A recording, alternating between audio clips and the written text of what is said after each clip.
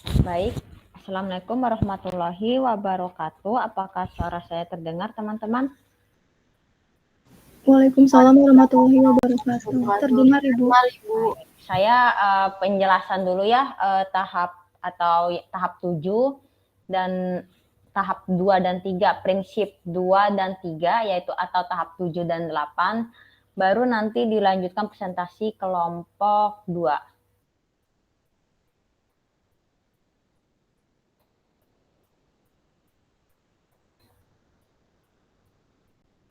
Nah, untuk prinsip 1 itu kan terkait analisis bahaya.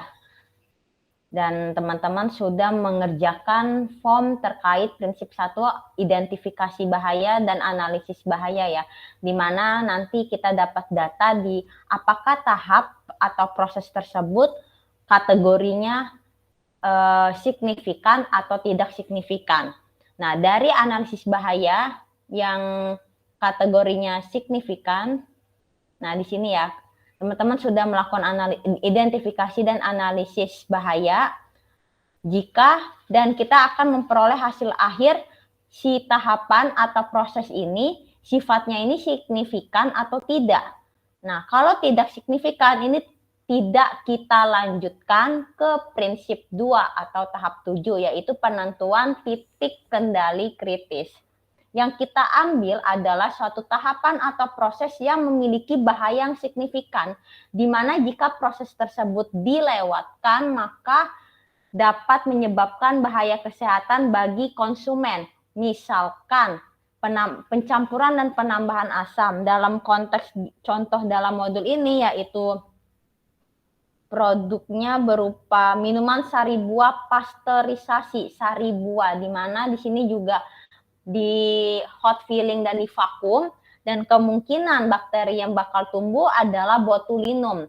Ketika Clostridium botulinum tumbuh, maka dia akan mengeluarkan atau mengekskresikan metabolit sekunder yang berupa toksin botulin.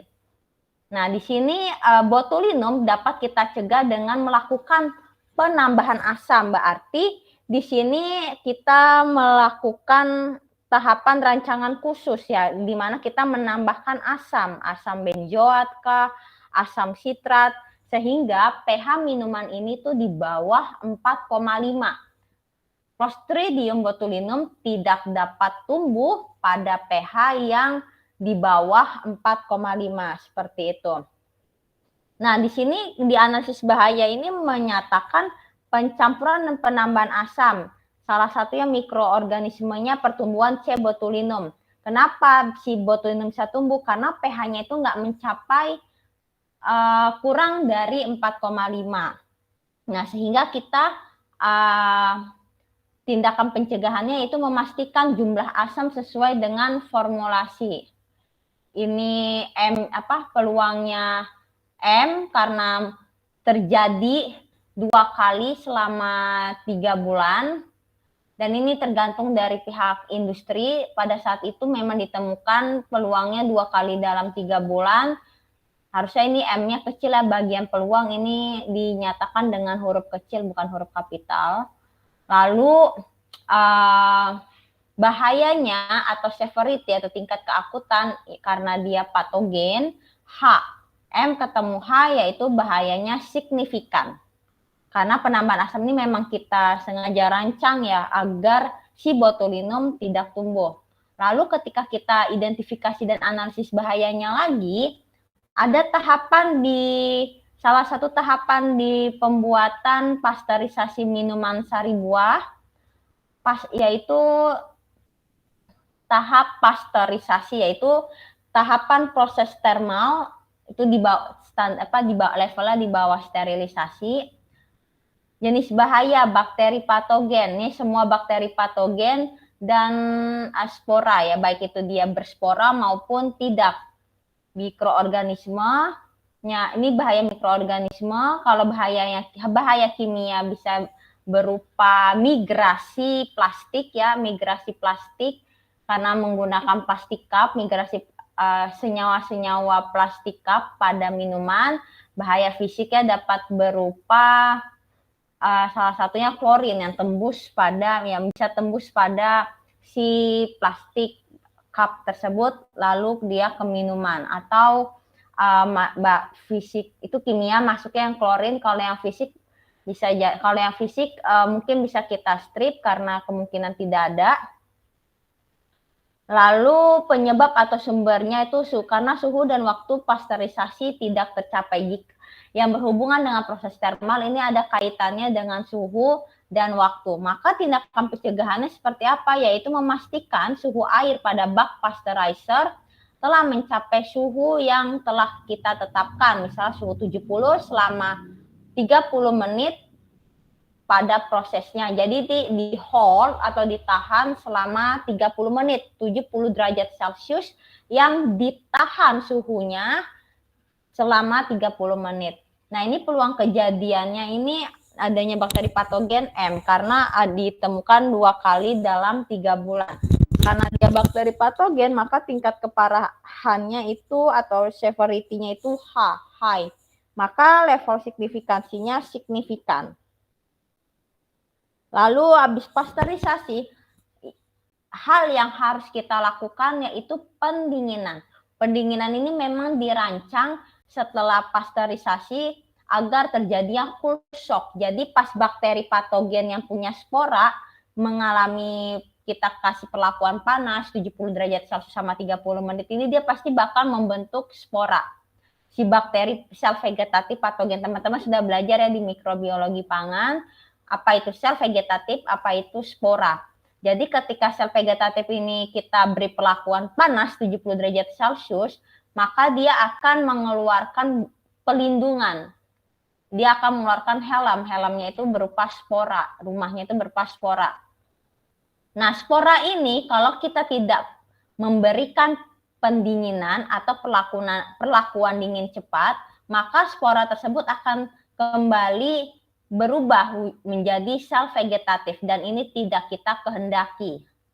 Nah, maka dari itu tahap pendinginan memang kita rancang setelah pasteurisasi agar spora tidak tumbuh kembali untuk mencegah terjadinya germinasi spora. Itu tujuan pendinginan setelah proses pasteurisasi ataupun setelah proses sterilisasi.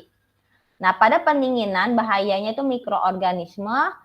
Jenis bahayanya yaitu germinasi spora, penyebabnya cool shock tidak tercapai. Suhunya itu lebih dari 30 derajat Celcius. Jadi kita harus pendinginannya itu di bawah suhu 30 derajat Celcius. Maka tindakan pencegahannya memastikan suhu air pendingin kurang dari 30 derajat Celcius dalam 5 menit. Peluang kejadiannya pada saat dicek di lapang dia 2 kali dalam 3/3 bulan, maka M medium, dan severity-nya atau tingkat keparahannya high. M ketemu H signifikan. Nah, di sini signifikan ada 3, yaitu pencampuran dan penambahan asam, pasteurisasi, dan pendinginan. Yang signifikan kita kunci, kita ambil tahapannya untuk dicantumkan pada prinsip 2 atau tahap 7. Di sini kita tinggal copy paste, penambahan asam, pasteurisasi, pendinginan, bahayanya penyebabnya. Ini kita tinggal copy paste dari formulir 6, formulir sebelumnya, ya kan? Di sini tinggal kita isi P1, P2, P3, P4, dan P5-nya. Dari mana, Bu, ini kita bisa telusuri? Nah, kita bisa telusuri kalau di CCP Critical Control Point kita dibantu sama decision tree atau pohon keputusan, diagram keputusan. Nah, di sini teman-teman harus baca. Nah, untuk mengisi yes or no pada pertanyaan 1, 2, 3, 4, dan 5 dan penentuan CCP atau bukan, teman-teman harus mengisi. Harus menjawab pertanyaan lalu kita isi. Di sini pertanyaan pertama yaitu kita fokus pada penambahan asam. Nah, kita hapus dulu.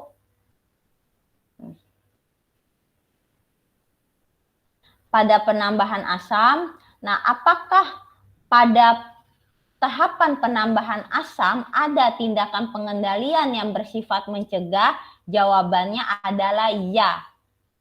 Maka kita tulis di sini P1 iya. Kita lanjut ke karena ya diagram terus panahnya lanjut ke P2. Pertanyaan kedua. Apakah tahapan penambahan asam dirancang khusus untuk menghilangkan atau mengurangi bahaya yang mungkin terjadi sampai tingkatan yang dapat diterima? Dalam hal ini kita menambahkan asam agar si Clostridium botulinum tidak dapat tumbuh karena kita ingin menciptakan pH di bawah 4,5. Berarti apakah tahapan penambahan asam dirancang khusus untuk menghilangkan atau mengurangi bahaya yang mungkin terjadi sampai tingkatan yang dapat diterima? Jawabannya iya. Kalau iya berarti langsung ke titik kendali kritis atau critical control point. Kita tulis dulu ya. Berarti di sini kita strip. Di sini karena ya dia panahnya ini ke titik kendali kritis. Berarti CCP. Alasan keputusannya pH di atas 4,5 memungkinkan pertumbuhan dan produksi toksin dari Clostridium botulinum. Seperti itu. Lalu pada tahap kedua yaitu pasteurisasi. Kita baca lagi. Apakah pada tahap pasteurisasi ada tindakan pengendalian yang bersifat mencegah? Iya jawabannya. P1 kita jawab iya. Lalu habis P1 kita ke P2 karena jawabannya iya. P2, apakah tahapan pasteurisasi memang dirancang khusus untuk menghilangkan atau mengurangi bahaya yang mungkin terjadi sampai tingkatan yang dapat diterima? Jawabannya adalah memang kita merancang ada tahapan pasteurisasi dengan tujuan untuk membunuh bakteri patogen, baik itu sel vegetatifnya maupun sporanya. Karena memang dirancang, kita jawabannya ya. P2-nya ya, karena P2-nya kita jawab ya, maka langsung ke critical control point atau titik kendali kritis. Lalu pendinginan. Apakah pada tahap pendinginan ada tindakan pengendalian yang bersifat mencegah? Jawabannya iya. Lalu apakah tahapan ini dirancang khusus untuk menghilangkan atau mengurangi bahaya yang mungkin terjadi sampai tingkatan yang dapat diterima? Di sini kita tidak merancang khusus pasteurisasi, memang kita tidak merancang khusus pendinginan atau cool shock karena setelah pasteurisasi biasanya orang-orang membiarkan agar dingin kan, sehingga kita jawabannya tidak. P3, dapatkah kontaminasi yang dengan bahaya diidentifikasi terjadi melebihi tingkatan yang dapat diterima atau dapatkah ini meningkat sampai tingkatan yang tidak dapat diterima? Spora. Maka jawabannya iya, dapatkah kontaminasi dengan bahaya yang diidentifikasi terjadi melebihi tingkatan yang dapat diterima, yaitu si sporanya bergerminasi. Si pendinginan ini memang tidak sengaja kita rancang, memang kita habis itu pendinginan kan, pasteurisasi memang sengaja dirancang, penambahan asam memang sengaja dirancang. Nah karena jawabannya dapat si germinasi spora, itu kan tadi sporanya diam tuh. Karena kita biarkan, tidak kita turunkan sampai di bawah 30, maka akan terjadi sporanya tumbuh lagi dia, terbuka lagi cangkangnya menjadi sel vegetatif. Maka apakah dapat terjadi kontaminasi? Jawabannya ya untuk P3. Lalu kita lanjut ke pertanyaan keempat. Akankah langkah berikutnya menghilangkan bahaya yang teridentifikasi atau mengurangi kemungkinan terjadinya tingkatan yang dapat diterima? Habis tahap pendinginan, yaitu kita tahap sortir, tahap untuk lanjut ke pengemasan. Tahap pengemasan ini tidak dapat membunuh sel vegetatif yang pecah dari spora ya. Jadi apakah langkah berikutnya yaitu tahapan pengemasan dapat menghilangkan bahaya? Jawabannya tidak, maka masuknya ke titik kendali kritis.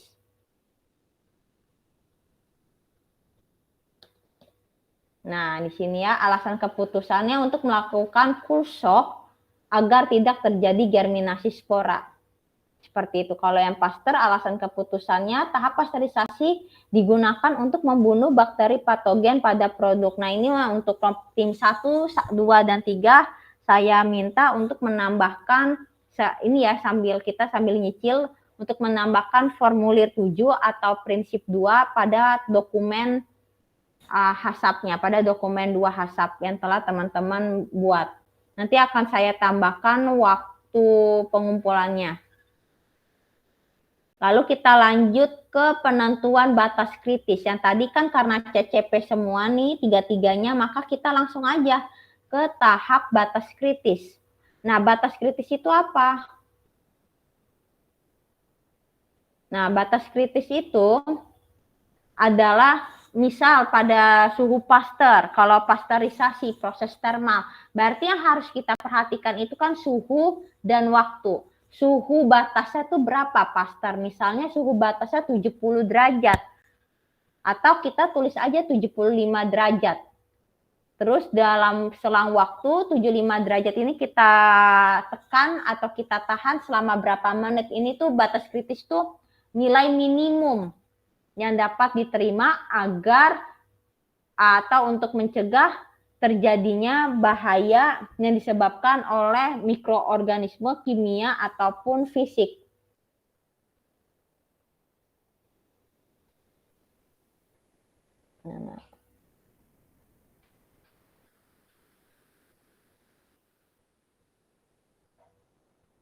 Nah, di sini ya batas kritis. Menentukan critical limit dan tervalidasi. Batas kritis apa? Toleransi yang ditetapkan dan harus dipenuhi untuk menjamin bahwa suatu titik kendali kritis secara efektif dapat mengendalikan bahaya mikrobiologis atau biologis, kimia maupun fisik. Critical limit juga merupakan sebagai batas pengontrolan dan juga toleransi mutlak demi keamanan. Dan critical limit harus ditentukan dari tiap-tiap komponen critical control point. Nah, di sini menurut Fardias, kriteria yang lazim digunakan untuk penentuan critical limit yaitu pengukuran suhu, waktu, kadar air, pH, keasaman, kandungan klorin, dan parameter sensori seperti tekstur dan tampilan. Apa aja contohnya? Nah, untuk menentukan ini, sebelumnya untuk menentukan batas kritis, ini tahu dari mana pH kurang 4,5 suhu air ini teman-teman bisa ambil di literatur. Pastinya ketika kita ingin memproduksi bahan, kita harus baca literatur terlebih dahulu, referensi atau acuan. Ini pH-nya ini harus yang seperti apa biar botulinum tidak tumbuh. Maka kita harus baca buku terkait bagaimana pertumbuhan botulinum, terkait Pasteur.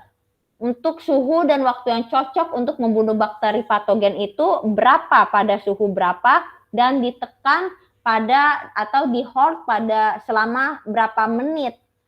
Termasuk pendinginan, pada tahap pendinginan cepat yang efektif itu untuk melakukan germinasi spora seperti apa. Ini kita bisa ambil sumber rujukan, baik itu literatur, sumber primer maupun sumber penelitian orang lain. Nah, di sini ya, survei, sumber informasi tentang batas kritis dapat kita ambil dari survei seperti pustaka, data pemasok, data eksperimental yang telah kita lakukan sebelumnya, peraturan perundang-undangan, baik itu kodeks, peraturan undang-undang pangan, BPOM, dari penelitian terdahulu maupun dari para pakar. Seperti itu. Nah, batas kritisnya, contoh critical limit pada CCP. CCP-nya proses sterilisasi pada makanan kaleng, berarti komponen kritisnya apa? Suhu awal, holding time, yaitu waktu, misalnya sterilisasi 120, maka 120 derajat Celcius ini harus dipertahankan selama misalnya 5 menit. Nah, di suhu pertahanan itu kita sebut dengan holding time. Berat dan komponen kritis lainnya berat kaleng setelah diisi serta isi kaleng. Kenapa isi kaleng menjadi komponen kritis? Karena kita bisa bayangkan ya, makanan kaleng tersebut dalamnya ada isi, pasti di dalam kaleng tersebut ada yang dinamakan dengan titik terdingin. Contoh, misal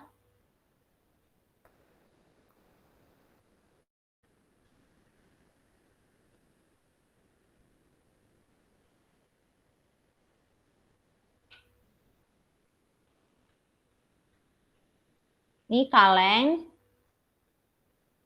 ini makanan. Nah, pasti ada yang namanya titik terdingin, coldest point, biasa di tengah atau di daerah sini coldest point. Kita bisa sebut sebagai coldest point.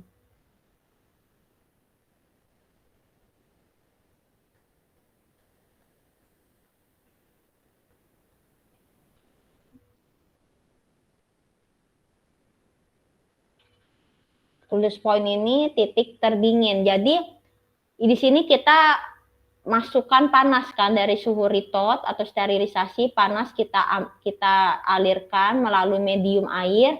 Nah, pasti di sini nanti panas dulu nih. Nanti di sini bakal panas dulu dia di bagian kaleng, lalu akan merambat ke bagian dalam makanan. Nah, pasti ada suatu titik yang memang dia lama dalam menerima panas. Nah, ini yang kita sebut dengan the coldest point, titik terdinginnya. Seperti itu, kita harus memperhatikan titik terdingin ini. Jangan sampai kita sudah di 120 derajat Celcius selama misalnya 15 menit, tapi ternyata ini tidak di suhu 120. Bisa jadi dia di suhu 110. Nah, ini yang bisa menyebabkan pertumbuhan si botulinum atau botulinum tersebut bertahan di sini, lalu dia menghasilkan spora dan dapat menyebabkan keracunan apabila produk makanan kaleng ini tuh lepas pasar dia. Seperti itu. Nah, pemanasan hamburger. Apa aja komponen kritisnya tebal hamburger? Iya, karena ini berpengaruh sama the coldest point atau titik terdingin. Suhu pemanasan pasti, waktu pemanasan pasti. Penambahan asam ke dalam minuman, itu komponen kritisnya itu pH produk akhir. Apakah pH-nya di bawah 4,5 atau tidak? Deteksi logam pada pengolahan biji-bijian. Komponen kritisnya yaitu kalibrasi detektor dan sensitivitas detektor. Seperti itu.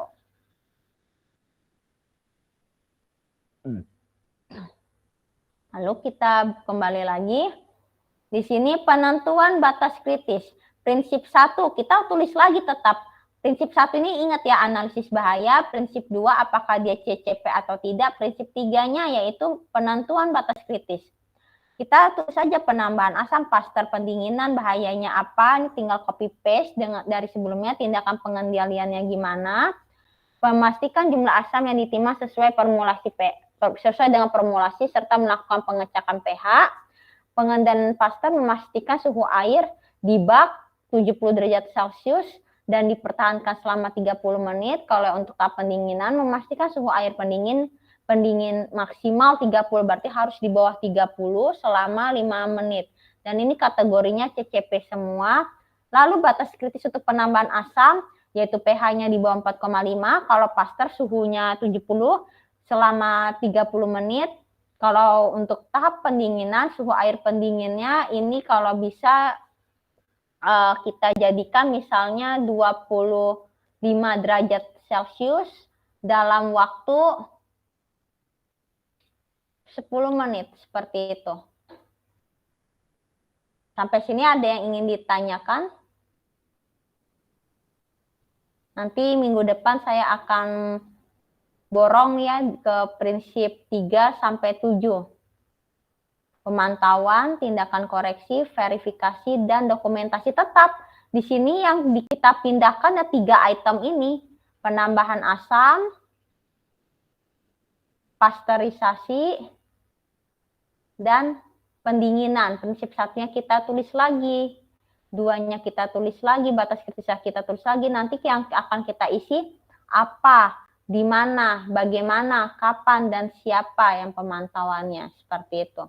Tapi untuk minggu depan saya harap teman-teman sudah mengerjakan formulir 7 dan 8 atau prinsip 1 dan 2. Jika tidak ada pertanyaan, saya cukupkan untuk penjelasan materi. Kita akan berlanjut ke presentasi untuk tim 2. Untuk tim 2 dipersilakan untuk mempersiapkan presentasinya.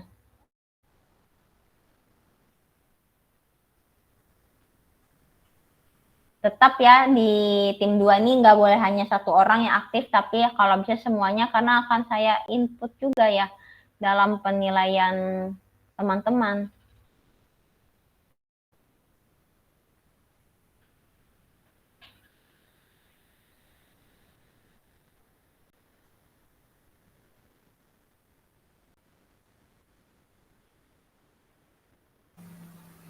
Punten Ibu, sebelumnya apakah suara saya terdengar?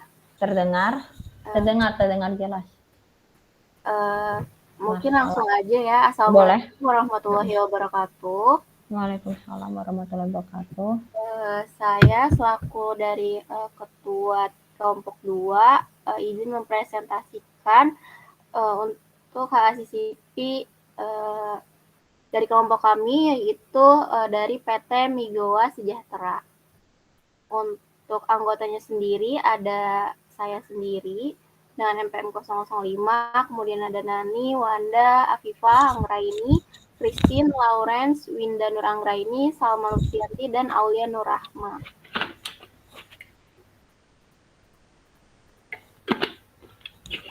Untuk nama PT-nya sendiri, kami dari PT Migoa Sejahtera dengan jenis produknya itu produk mie goreng Jawa. Nah, untuk ketuanya itu saya sendiri, Marcel Priscilia. Kemudian untuk timnya yang pertama itu ada saya selaku ketua, ada Nani sebagai pimpinan perusahaan. Boleh di-scroll ke bawah. Ada Wana Melani sebagai produksi supervisor 1. Ada Afifa Miranda sebagai purchasing supervisor. Kemudian Anggraini Sabita sebagai engineering supervisor. Ada Christine sebagai HRD. Kemudian bentar. Apa Marcella, bentar. Di atas. Coba atas. Nah, bidang keahlian nih oke, yang untuk ini oke. Bidang keahlian coba yang nomor 2, Marcella. Nah, kalau tim HACCP ini kalau bisa memang kumpulan orang ahli kimia, ahli mikrobiologi, ahli mesin, ahli produksi. Kalau misalnya HRD ini kan lebih ke sumber daya manusianya ya. Mereka tidak akan berkecimpung di tim HACCP. Karena mereka memang lebih ke misalnya psikolognya lah, seperti itu. Baik, berarti hanya ini ya Bu, QA, QC, ahli-ahlinya aja ya? Iya, di sini tuh nanti bertugas dalam mengendalikan bahaya keamanan. Nah, ini masuknya di QA apa ya? QA atau di QC mikrobiologi seperti itu, nanti ditulis di bawahnya seperti yang kelompok kemarin. Ini mah enggak ya, kelompok kemarin udah benar itu. Nah, yang nomor 2 itu tuh diganti, ditambahkan di bawahnya. Ini siapa nih yang tolong tim dibantu. Ini yang Nani bertugas dalam mengendalikan. Ini anggota, dia pasti jatuhnya ini anggota dalam tim itu tuh dia berperan sebagai apa? Berperan sebagai anggotanya gitu. Dan di bawahnya aja keterangannya dia di bidang QA. Misal di sini anggota yang kolom 4, 1, 2, 3, 4, kolom 5. Nah, itu begitu seterusnya. Yang tim 3 tolong diperhatikan biar langsung dikoreksi. Nah, untuk yang kolom 3. Coba. Jangan di sini deh, jangan di anggota QA, itu QA-nya hapus. Jangan di situ. Di kolom 3, 1, 2, 3.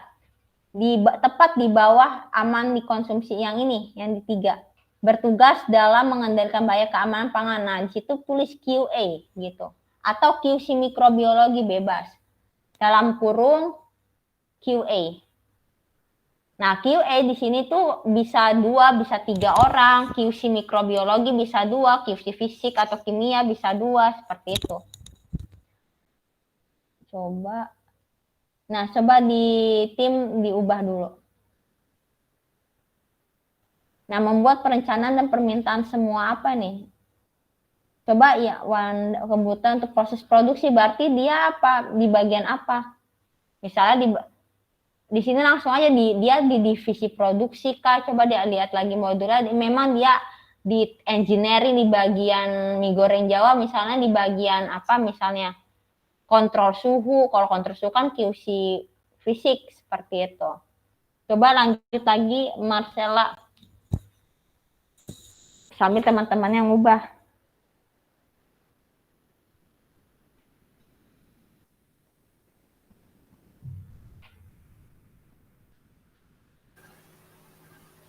Baik, untuk selanjutnya boleh ke langsung deskripsi produk. Nah, untuk deskripsi produk itu ada nama produknya itu mie goreng Jawa. Dengan komposisinya itu ada mie telur, bakso, minyak, bawang daun, kemudian wortel, kol, kecap manis, kecap asin, garam, sawi hijau, cabai, bawang merah, bawang putih, merica, dan kemiri. Kemudian ada pun alergennya itu ada dari telur dan bakso.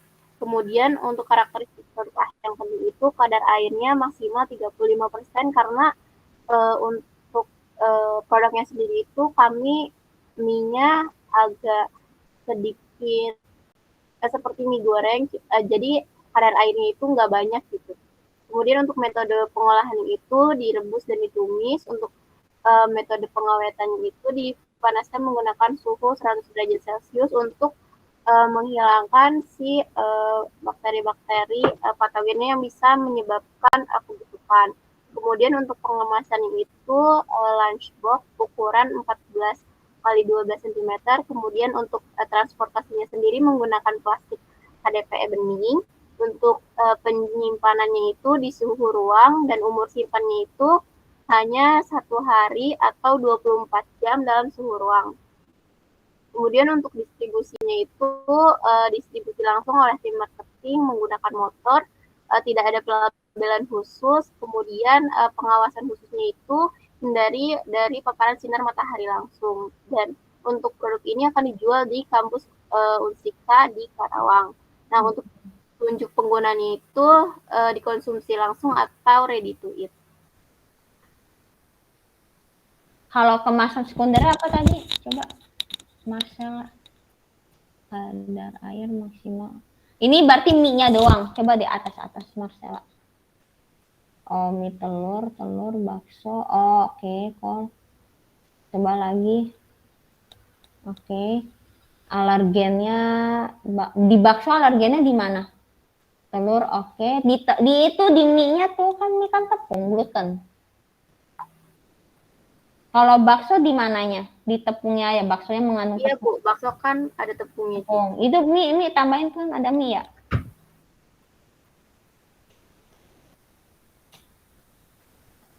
Apalagi sih, coba di atas deh.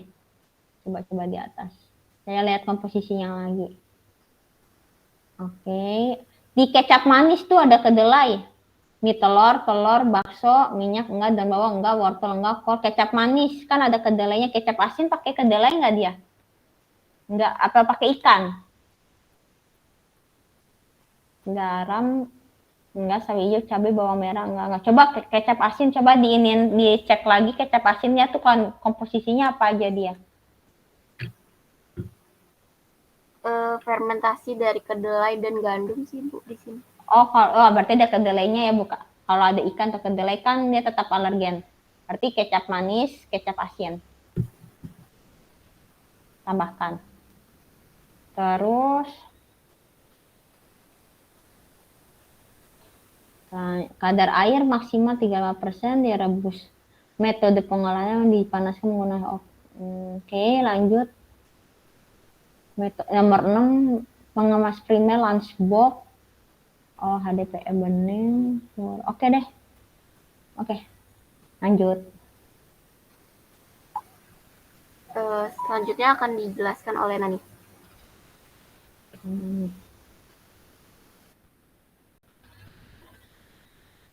Nah, nih.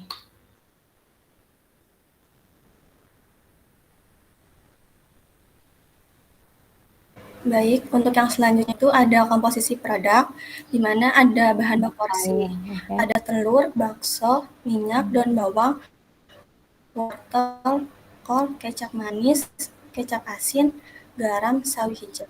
Boleh dikebawahin lagi?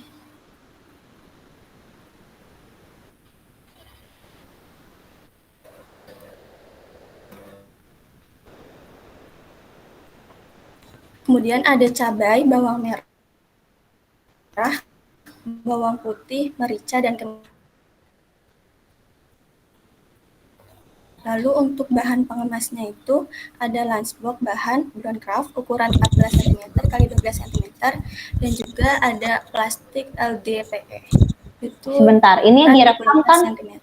Bentar, sebentar, ini apakah ini direkam? Sudah? Sudah. Direkam Ibu. Sudah. Iya, oke. Siap. Oke. Siap, lanjut. Lanjut, Tani.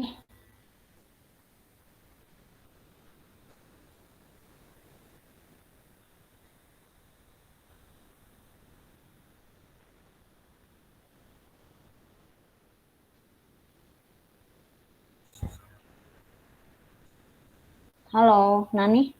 Sudah selesai yang bagian Nani?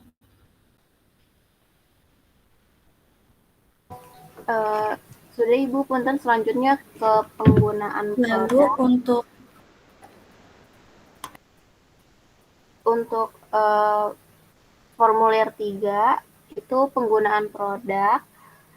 Nama produknya itu mie goreng Jawa, kemudian untuk deskripsi cara konsumsinya itu mie goreng Jawa merupakan produk mie yang dimasak dengan bumbu khas tradisional, produksi dikonsumsi secara langsung, kemudian penyajiannya lebih baik dalam keadaan hangat agar tekstur produk itu masih kenyal saat disajikan. Untuk penggunaannya sendiri dapat dikonsumsi oleh semua kalangan, terutama remaja hingga dewasa, tetapi tidak disarankan dikonsumsi oleh bayi karena rawan untuk tersedak. Oke.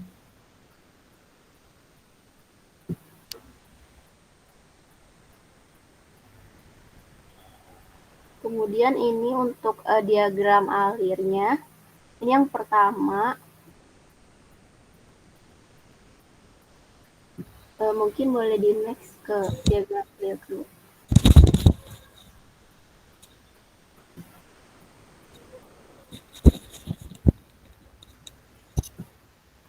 Nah, ini untuk diagram alir yang kedua itu ada ini Bu, ada penambahan di suhunya kita sudah lengkapi di bagian perebusan, penemisan dengan waktunya juga sudah ditentukan. Itu sterilisasi apa, Marcella? Di bawah. Itu apa tuh? Itu tulisan sterilisasi kan? Apa itu? Oh, lunchbox. Maksudnya gimana untuk pemasakan, holding time, pemorsian, lunchbox, distribusi. Itu maksudnya gimana tuh yang wadah terbuka? Oh, kalau wadah terbuka. Oke. Di situ tanda tangannya mana, Marcel? Ada di bagian bawah, Ibu. Oke, lanjut. 6. Ke 6. Oke, M. Oke. Coba lanjut sambil dibaca. Baik, selanjutnya saya akan membacakan tahap 6. Yang pertama itu telur, bahaya mikrobiologi yaitu bakteri Salmonella sp, penyebabnya unggasan sakit, alas kandang, fases, penyimpanan, sanitasi, dan hygiene yang buruk. Tindakan pengendaliannya adalah tidak menerima telur yang rusak, pencucian sebelum digunakan, dan pemasakan menggunakan suhu di atas 70 derajat Celcius. Peluangnya low, keparahannya high, signifikansinya tidak signifikan. Lalu yang kedua itu bahaya kimia. Kalian yang telur ini ditambahkan pembelian telur pada supplier yang terpercaya. Pasti supplier itu punya COA atau Certificate of Analysis ditambahkan. Ini Ibu udah ditambahkan di bahaya fisik. Oh, di situ di fisik. Oke. Iya. Lalu ada yang bahaya kimia yaitu alergen kandungan pada telur. Itu tindakannya adalah pada label kemasan dituliskan jenis alergen tersebut dan bercetak tebal. Untuk ini M dan M besar tidak signifikan. Lalu yang ketiga ada cangkang yang pecah. Cangkang yang tidak sempurna sehingga ada serpihan pada saat perjalanan atau distribusi. Tindak pengendaliannya adalah membeli di supplier yang memiliki COA. Itu tidak signifikan. Next. Lalu yang kedua mie telur, mikrobiologi yaitu bakteri Escherichia coli. Itu penyebabnya lingkungan tempat dengan hygiene sanitasi yang kurang baik. Cara tindakannya adalah pemasakan dengan menggunakan suhu 100 derajat Celcius selama 5 menit. Lalu yang kedua, bakteri mikrobiologi lagi yaitu Staphylococcus aureus, yaitu kurangnya hygiene dan sanitasi yang baik. Lalu tindakannya adalah mencuci tangan atau menggunakan sarung tangan saat menyentuh bahan makanan dan penerapan GMP. Lalu bahaya kimia yaitu formalin, metanyl yellow, dan etilen oksida atau ETO. Itu penggunaan bahan tambahan melebihi batas aman. Caranya tindakan adalah pemilihan supplier terpercaya yang memiliki COA. Lalu ada bahaya kimia yaitu alergen, kandungan gluten pada mie telur. Tindakannya adalah pada label kemasan dituliskan jenis alergen tersebut dan bercetak tebal. Lalu bahaya fisiknya hancur atau remuk, yaitu karena penyimpanan yang menumpuk. Lalu tindakannya memperhatikan penyimpanan mie dengan tidak disimpan secara bertumpuk.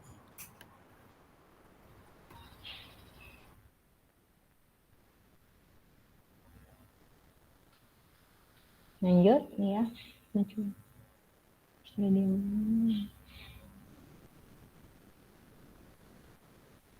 Oke, coba lanjut.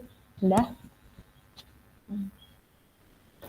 Selanjutnya pada wortel Christian. itu ada Clostridium botulinum. Itu ada penyebabnya tanah. Pencegahannya mencuci dengan air mengalir hingga bersih. Bahasa kimianya ada residu pestisida, yaitu penggunaan pestisida sebelum pemanenan. Pencegahannya pencucian wortel dan pengupasan kulit. Itu tidak signifikan. Fisiknya permukaan wortel yang busuk.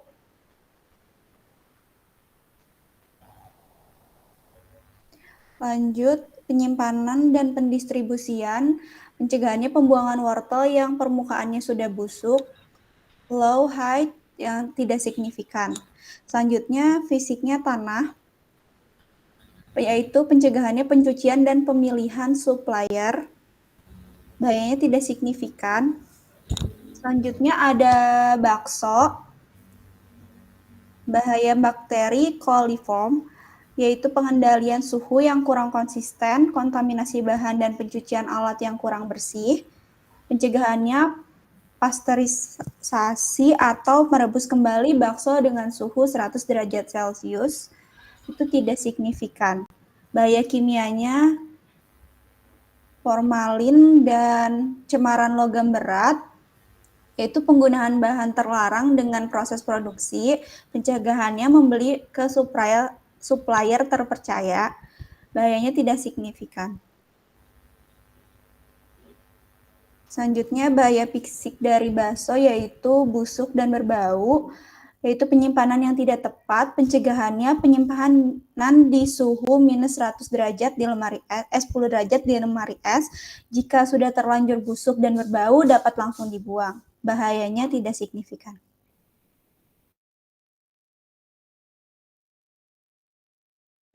Selanjutnya ada minyak dengan bahaya kimianya itu ketengikan yang diakibatkan oleh proses oksidasi. Tindakannya itu menyimpan pada suhu ruang, wadah tertutup dan terhindar dari sinar matahari langsung. Lalu yang kedua, minyak itu ada bahaya fisiknya dari kotoran atau debu dikarenakan tidak diletakkan di tempat yang tertutup. Tindakannya itu menyimpan pada suhu ruang, wadah tertutup dan terhindar dari sinar matahari langsung. Lalu selanjutnya ada daun bawang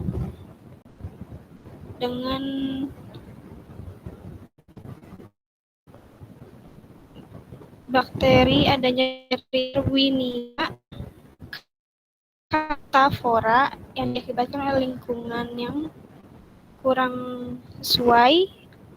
Tindakannya itu melakukan penyortiran. Lalu ada bahaya kimia diakibatkan dari residu pestisida karena penggunaan pestisida dari sebelum pemanenan.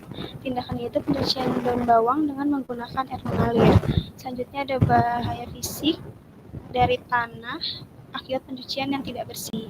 Nah, tindakannya itu pencucian dan pemilihan supplier terpercaya yang memiliki Certificate of Analysis atau COA.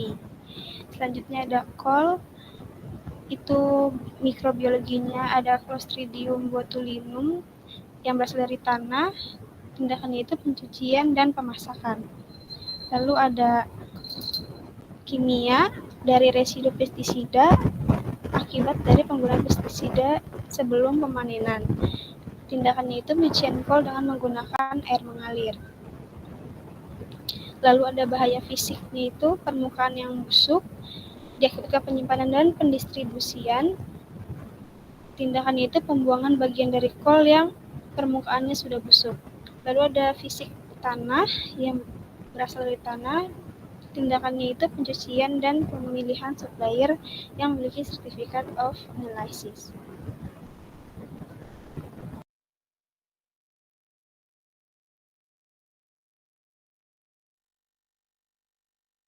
Selanjutnya itu ada bahan kering.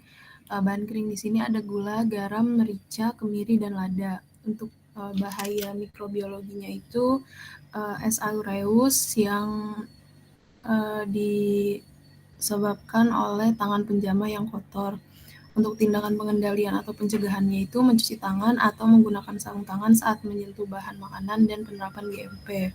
Untuk signifikansinya itu tidak signifikan. Selanjutnya untuk bahaya kimianya itu disebabkan oleh arsen. Penyebabnya itu produksi, tindakan pengendalian atau pencegahannya, pemilihan supplier terpercaya, memiliki Certificate of Analysis atau COA. Untuk signifikansinya tidak signifikan. Lalu selanjutnya untuk bahaya fisiknya itu ada strapless dan batu. Penyebabnya atau sumbernya itu saat penyimpanan dan pengembalian. Tindakan pengendalian atau pencegahannya itu bahan disimpan di tempat yang tertutup. Untuk signifikansinya tidak signifikan. Selanjutnya masih di bahaya fisik, itu jenis bahayanya berubah wujud, penyebab atau sumbernya itu disimpan dalam suhu yang lembab. Tindakan pengendaliannya disimpan di tempat yang kering. Untuk signifikansinya tidak signifikan. Selanjutnya ada sawi hijau. Untuk bahaya mikrobiologinya itu Clostridium botulinum. Penyebab atau sumbernya itu tanah. Tindakan pengendaliannya pencucian dan pemasakan hingga 70 derajat Celcius. Signifikansinya tidak signifikan. Selanjutnya untuk bahaya fisiknya itu busuk. Penyebab atau sumbernya penyimpanan. Tindakan pengendaliannya pembuangan bagian sawi yang permukaannya sudah busuk. Untuk signifikansinya tidak signifikan. Selanjutnya untuk bahaya kimianya, jenis bahayanya residu pestisida. Penyebab atau sumbernya itu penggunaan pestisida sebelum pemanenan. Tindakan pengendaliannya pencucian sawi hijau dengan menggunakan air mengalir. Untuk signifikansinya tidak signifikan. Selanjutnya ada cabai. Untuk bahaya mikrobiologinya itu ada Colletotrichum capsicum. Untuk penyebab atau sumbernya itu penyimpanan. Tindakan pengendaliannya penyimpanan harus sesuai dengan suhu yang ditentukan dan dapat disimpan pada lemari es. Untuk signifikansinya tidak signifikan. Selanjutnya untuk bahaya kimia ada residu pestisida. Penyebabnya penggunaan pestisida sebelum pemanenan. Tindakan pengendaliannya pencucian cabai dengan menggunakan air mengalir. Untuk signifikansinya tidak signifikan. Dan selanjutnya ada bahaya fisik, yaitu busuk. Penyebabnya adalah penyimpanan. Untuk tindakan pengendaliannya pembuangan bagian cabai yang yang permukaannya sudah busuk. Signifikansinya tidak signifikan.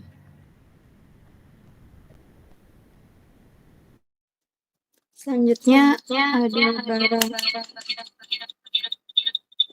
ada bawang merah. Bahaya mikrobiologinya ada Fusarium oxysporum capae. Penyebabnya adalah penyimpanan. Solusinya adalah disimpan di wadah yang kering dengan suhu ruang 30 derajat Celcius. Signifikansinya tidak signifikan. Selanjutnya ada bahaya kimia yang berasal dari residu pestisida akibat penggunaan pestisida sebelum pemanenan. Solusinya adalah mengupas kulit bawang merah dan mencuci dengan menggunakan air mengalir. Tingkat signifikannya tidak signifikan. Selanjutnya ada bahaya fisik yaitu busuk akibat penyimpanan. Solusinya ada pembuangan bagian bawang yang permukaannya sudah busuk, tidak signifikan. Bahaya fisiknya berasal dari tanah. Solusinya adalah pencucian dan pemilihan supplier yang memiliki sertifikat of COA. Tingkat signifikannya tidak signifikan. Selanjutnya ada bawang putih. Bahaya mikrobiologinya adalah Fusarium oxysporum capae akibat penyimpanan. Solusinya adalah disimpan di wadah yang kering dengan suhu ruang 30 derajat Celcius. Tidak signifikan. Bahaya kimianya berasal dari residu pestisida akibat penggunaan pestisida sebelum pemanenan. Solusinya adalah mengupas kulit bawang putih dan mencuci dengan menggunakan air mengalir. Tidak signifikan. Bahaya fisiknya adalah busuk akibat penyimpanan. Solusinya adalah pembuangan bagian bawang yang permukaannya sudah busuk. Tingkat signifikannya adalah tidak signifikan. Bahaya fisik lainnya ada tanah. Solusinya adalah pencucian dan pemilihan supplier yang memiliki sertifikat. Tingkat signifikannya adalah tidak signifikan. Selanjutnya ada penyedap rasa. Ada bahaya fisiknya yaitu menggumpal akibat tempat penyimpanan yang tidak sesuai. Solusinya adalah disimpan di tempat yang tertutup. Tingkat signifikannya adalah tidak signifikan.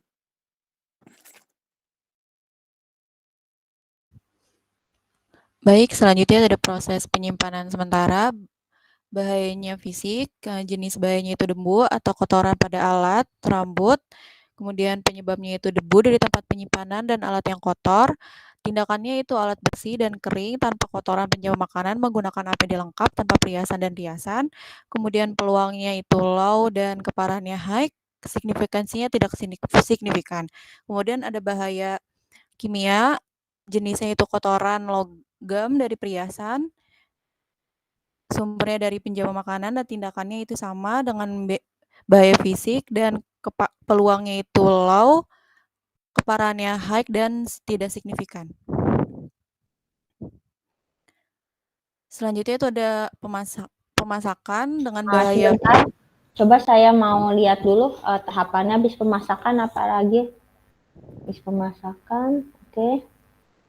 Pemorsian. Coba di atas diagram alirnya yang telah diverifikasi.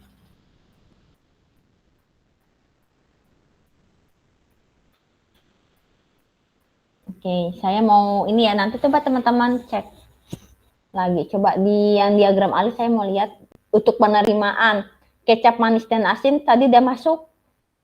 Coba saya mau ngecek.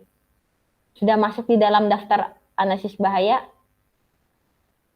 Coba di ini lain, jangan di ini. Coba di jangan Salma ya. Ini yang present Salma.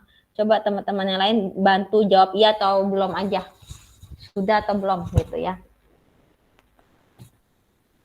Coba kalau yang untuk daftar yang kecap manis dan asin. Belum masuk. Sudah, Ibu. Hah? Sudah apa belum?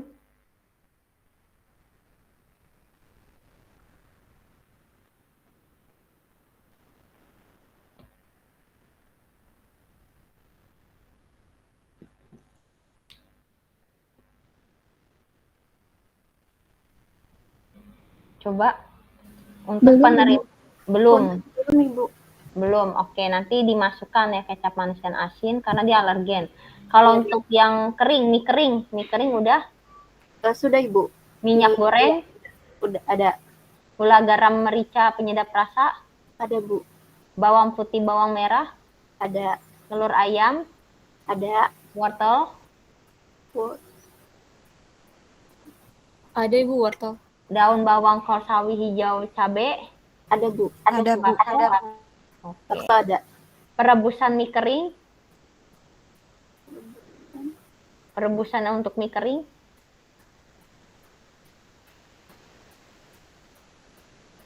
Kalau untuk yang itu belum, Bu, karena kita disatuin gitu, Bu. Jadi pas proses pemasakan itu sudah semuanya. Nah, itu harus ya, karena kita bisa jadi nanti dia di perebusan mie keringnya ada yang loncat gitu kan. Memang nanti pada akhirnya kita masak semuanya, tapi ini juga termasuk tahapan perebusan mie kering di input. Terus penirisannya juga, karena waktu penirisan kan kita simpan mie keringnya di mana ya, juga nggak tahu kan iniannya tempatnya. Itu diiniin bawang putih. Nah, untuk pengupasan bawang merah, bawang putih, dan penghalusannya dan pencampuran pengupasannya itu juga masuk nanti.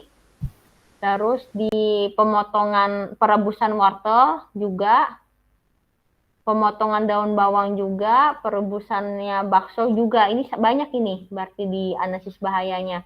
Jadi itu teman-teman bikin diagram alir, semua tahapannya harus masuk ke dalam analisis bahaya. Lalu di pencampuran total sudah ada. Yang setelah pencampuran telur dengan bumbu. Kan itu masuk ada pencampuran total. Itu udah masuk? Belum, Ibu. Karena Nah, sebelumnya masuknya ke pemasakan aja gitu. Oh, itu masuk juga. Terus langsung penambahan. Itu penambahan nggak perlu, nanti itu pencampurannya masuk aja nanti diagramnya itu ke pencampuran. Untuk yang penambahan itu, nanti itu kayak titik-titik apa ya, kayak tadi garis-garis gini langsung masuk ke pencampuran aja. Penambahan nanti ambigu nanti dia. Penambahan itu nanti coret dari pencampuran langsung straight ke pemasakan. Seperti itu. Habis pemasakan udah, pemorsian sudah. ada Pemorsian sudah. Nah, nanti yang belum itu nanti dimasukin lagi, ya itu penting itu. Terlepas dia signifikan atau nggak, bisa jadi dia signifikan tapi kan nanti nggak CCP karena ada pemasakan total. Tuh ya, pemasakan total. Habis pemasakan langsung porsi atau pendinginan dulu? Langsung dingin gitu lah. Enggak, Bu, langsung pemorsian, karena kalau dia tunggu dingin dulu takutnya teksturnya kurang sedap gitu. Iya. Berarti udah ada konsumennya ya? Iya, Bu. Oke. Pemasakan, pemorsian, distribusi. Oke. Yang belum ini nanti coba ditambahkan. Nah, tadi siapa tuh sebelum Aulia ya? Dilanjutkan lagi Aulia. Baik, Ibu.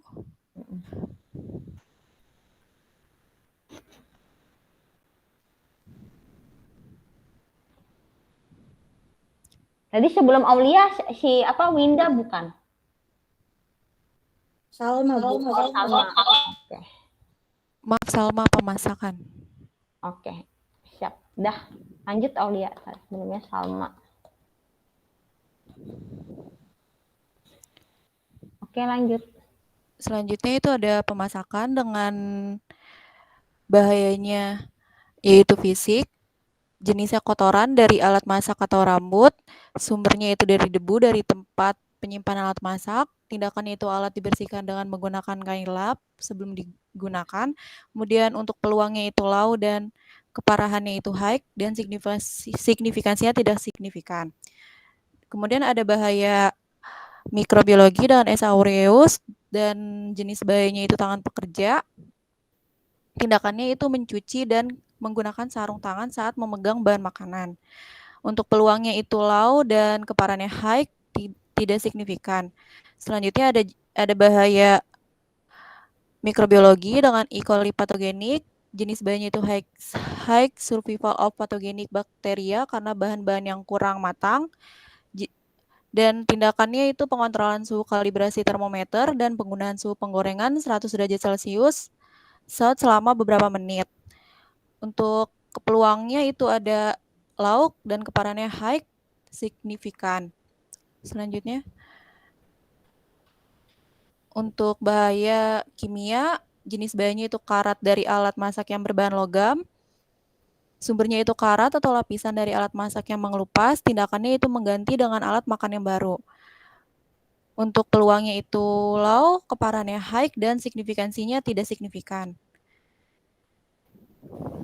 Untuk selanjutnya, tahap pemorsian. Untuk bahayanya itu fisik, dan jenis bahayanya itu dari debu, rambut, dan kotoran, atau kotoran lain dari penjamah makanan maupun alat saji. Untuk penyebab atau sumbernya dari pekerja, dan tindakannya penjamah makanan menggunakan APD lengkap, tanpa make up, tanpa perhiasan, dan perilaku cuci tangan, serta memantau kebersihan alat saji. Untuk tingkat peluangnya itu low, keparahannya itu medium, dan untuk signifikansinya itu tidak signifikan. Selanjutnya untuk bahaya kimia, yaitu jenis bahayanya bahan logam dari perhiasan, sumbernya dari pekerja, kemudian tindakan pengendaliannya sama seperti yang tadi, yaitu penjamah makanan menggunakan APD lengkap tanpa make up, tanpa perhiasan, dan perilaku cuci tangan, serta memantau kebersihan alat saji. Untuk tingkat peluang itu low, tingkat keparahannya high, dan signifikansinya tidak signifikan. Selanjutnya, pada tahap pendistribusian, untuk bahayanya mikroorganisme, yaitu jenis bahayanya itu dari bakteri mesofilik, kemudian penyebabnya itu dari pekerja dan tempat untuk distribusi, dan tindakan pengendaliannya, yaitu waktu pendistribusian harus kurang dari 30 menit, kemudian tingkat peluangnya low, dan tingkat keparahannya high, dan tingkat signifikansinya itu tidak signifikan. Kemudian untuk bahaya fisik, yaitu debu atau kotoran lain, untuk sumbernya itu dari pekerja juga. Untuk tindakan pengendaliannya, yaitu penjamah makanan menggunakan APD lengkap, dan tempat untuk distribusi harus dibersihkan terlebih dahulu. Untuk peluangnya itu low, tingkat keparahannya high, dan tingkat signifikansinya tidak signifikan. Oke. Sudah? Sudah, Ibu. Oke, sudah. Kalau sudah, ini sisa waktu saya serahkan ya buat teman-teman kelompok, karena sisa kelompok 3 pasti nanti banyak ya. Saya mau minggu depan kelompok 3 sudah langsung dari diagram alir tolong semua didaftarkan. Begitupun juga dengan tim 1 dan tim 2. Ya, nanti minggu depan harus ada revisi, nanti coba saya lihat dulu dari tim 1 revisinya seperti apa, tim 2 revisinya seperti apa, dan tim 3 presentasi plus revisinya. Jadi semua diagram aliran telah teman-teman buat itu dimasukin semuanya, termasuk kayak pengupas perebusan mie sama penirisan mie, karena itu juga termasuk proses dia, dan kita harus identifikasi ada nggak bahaya di situ. Jadi tuh masing-masing tahapan memang kita teliti, emang kita analisis, walaupun hasilnya tidak signifikan. Walaupun karena ada juga yang kasusnya dia bisa di level signifikan apabila tidak menerapkan GMP seperti itu. Jadi semua yang namanya diagram alir itu menjadi salah satu kunci penting untuk tahapan di prinsip 2, untuk tahapan di prinsip 1, 2, sampai 7. Prinsip tetap HACCP ya. Prinsip utama dari HACCP. Sampai sini apa ada pertanyaan? Sisa waktu tolong gunakan untuk diskusi kelompok. Tolong tambahkan termasuk tim 3 juga, tim 1, 2, 3 untuk prinsip 2 dan prinsip 3, penentuan CCP dan penentuan batas kritis. Sampai sini ada yang ingin ditanyakan? Ibu, punten Bu, izin bertanya. Iya. Tadi kan untuk yang kelompok saya itu yang signifikannya itu baru 1 ya Bu, yang tawan. Itu pemasakan signifikan tuh harusnya. Iya Ibu, tadi yang signifikan di pemasakan. Pemorsian enggak tuh? Oh iya, baik Ibu. Pemorsian itu apa sih pemorsian? Itu nanti